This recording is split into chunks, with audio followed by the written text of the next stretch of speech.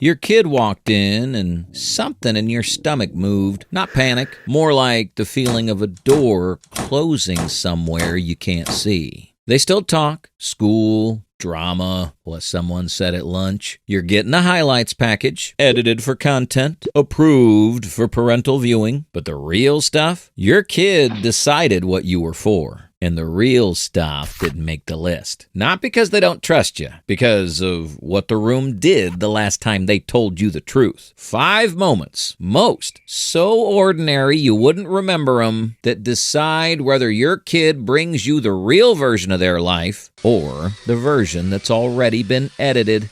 Number 1, the sorting system.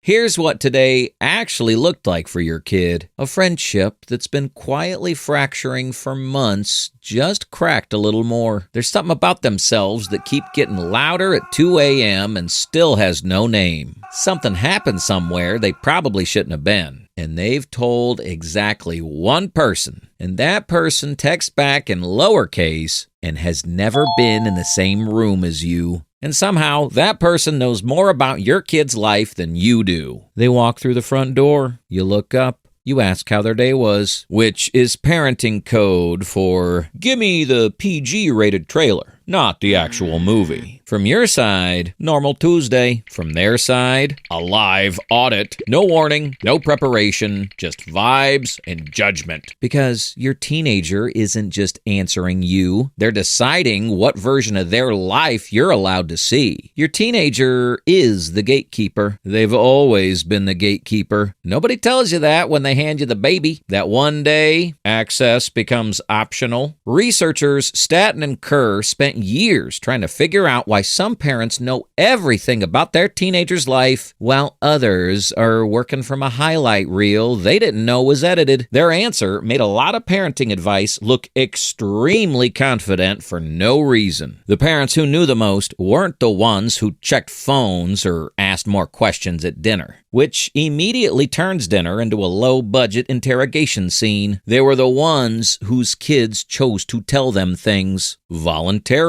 without being asked, because something in the relationship made the audit come back worth it. Surveillance predicted almost nothing. The kid's own decision to share predicted nearly everything.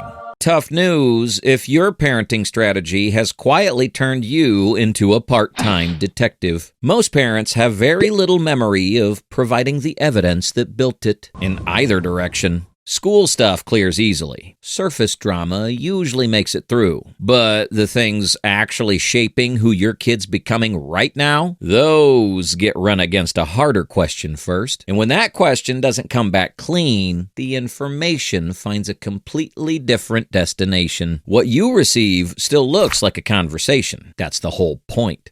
Number 2, where it actually goes.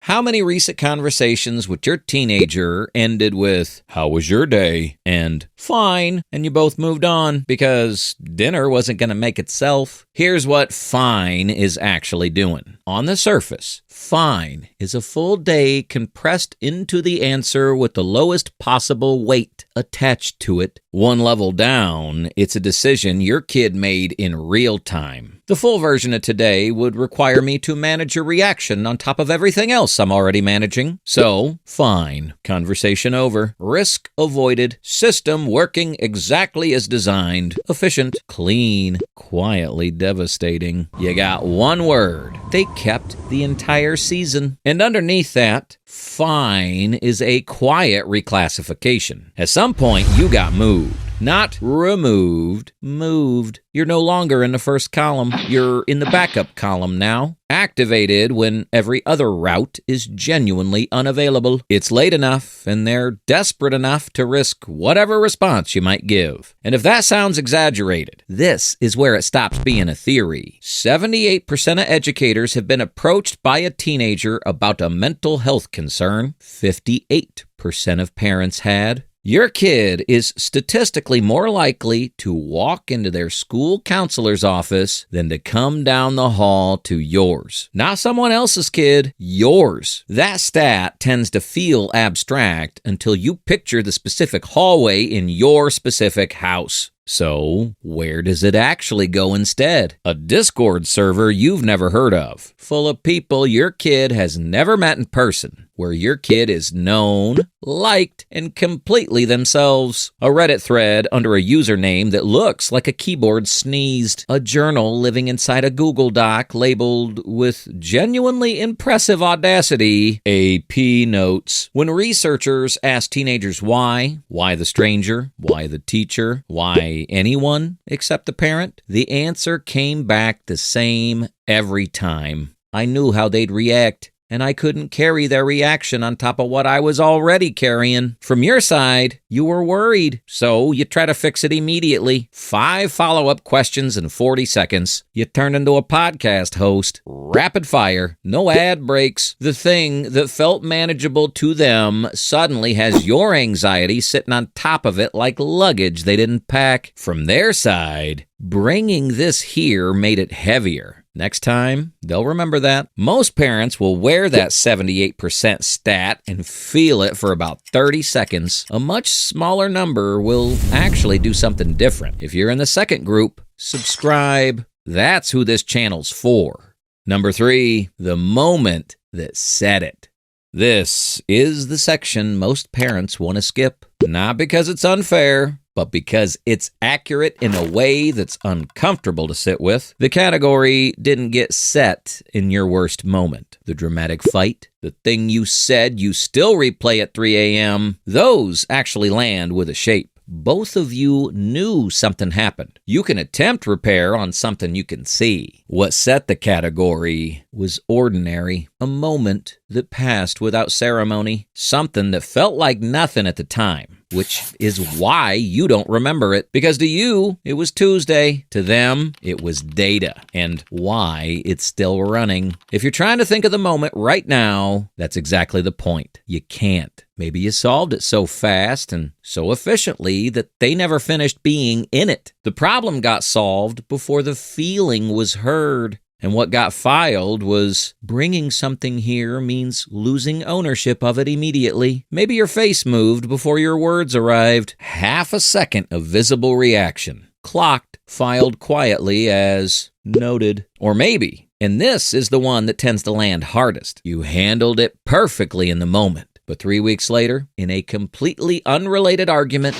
you reached for it, used what they gave you in trust as ammunition in a fight. Not because you were trying to hurt them, but because you didn't realize it was something that needed protecting. The rule updated quietly, permanently. Information shared here doesn't stay here. Your intention didn't get stored. The outcome did. Researchers found that a single negative parental response to a disclosure, visible disappointment, immediate problem solving, moving to control the situation, predicted lasting increases in teen secrecy going forward. Not a pattern of responses, a single one. Fast forward to your kid at 23. You're at dinner. The conversation is warm. You know about the job, the roommate, the general shape of the week. You're laughing about something, and somewhere in the middle of it, you realize you have absolutely no idea what's actually going on in their life. That's not a hypothetical. That's the natural endpoint of a sorting system that never got updated. But here's the thing about that system, and this is the part most parents miss entirely. It's still running tests on you right now. Number 4, how the calculation gets updated.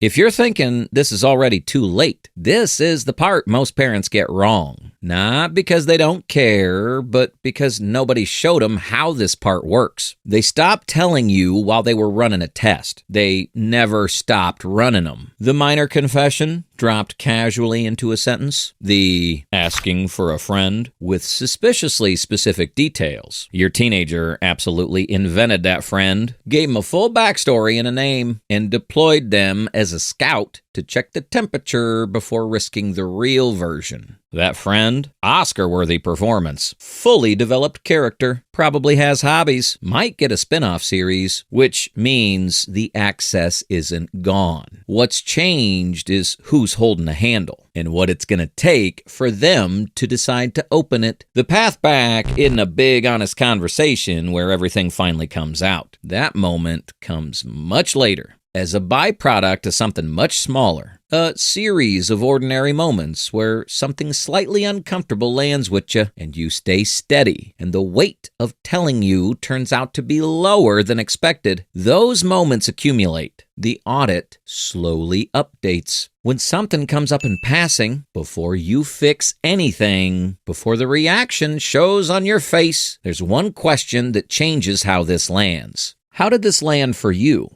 Feels weird to say it at first, like you're suddenly in therapy. Stay with it, and once, just once, without making it a moment they have to respond to, say something close to this. I know I haven't always made it easy to talk to me. I'm trying to get better at that. Then let what you do after it be the evidence. The statement means nothing on its own. What comes next is the entire argument. You're still a live option in that system. That hasn't changed. But the door doesn't open because you want it to. It opens when they decide it's safe enough to try again, which is inconvenient because you don't control that timeline. They do. And they've been deciding for a while. And if they've stopped opening it, it's not because they don't have things to say. It's because they already learned where those things don't go. And that lesson didn't come from nowhere.